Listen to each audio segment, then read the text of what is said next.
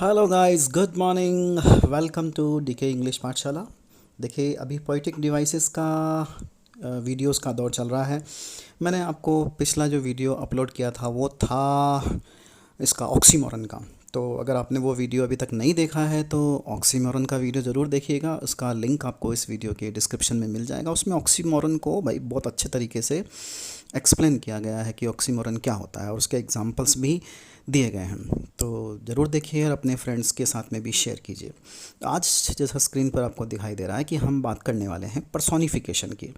अब ज़रा इसको वर्ड को एक बार अच्छे से देख लेते हैं कि ये पर्सोनिफिकेशन जो है वर्ड, इसमें ही इसका मीनिंग छिपा हुआ है। क्या मीनिंग छिपा हुआ है? देखो, ये पर्सोनिफिकेशन जो वर्ड जो इसमें आपको मेन वर्ड दिखाई दे रहा है वो है पर्सन।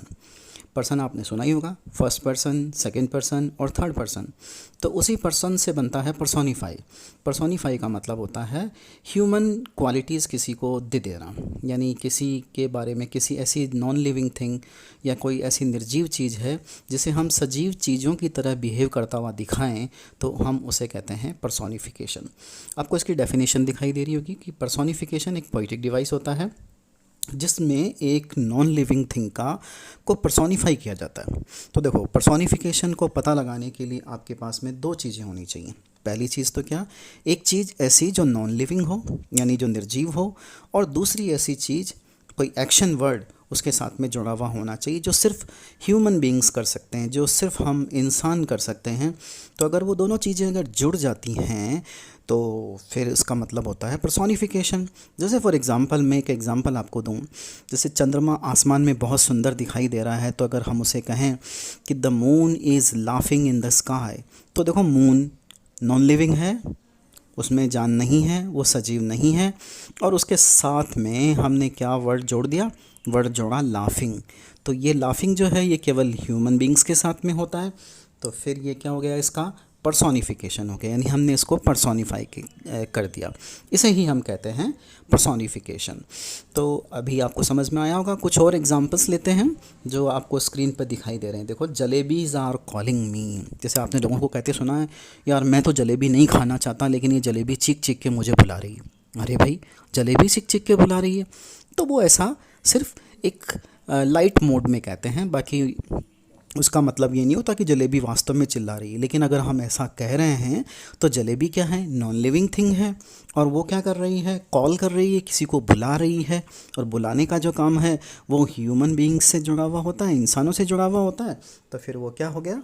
वो हो गया पर्सोनिफिकेशन। तो जलेबी जिसमें नॉन लिविंग हुआ और कॉलिंग जो वर्ड उसके साथ जुड़ने से इसका पर्सोनिफिकेशन हो गया। दूसरा देखो, my cooler is crying a lot today. अब बेचारा कूलर ख़राब हो गया है, उसमें अजीब अजीब तरह की आवाज़ें आ रही हैं। तो आपने कहा my cooler is crying a lot today. तो कूलर क्या है?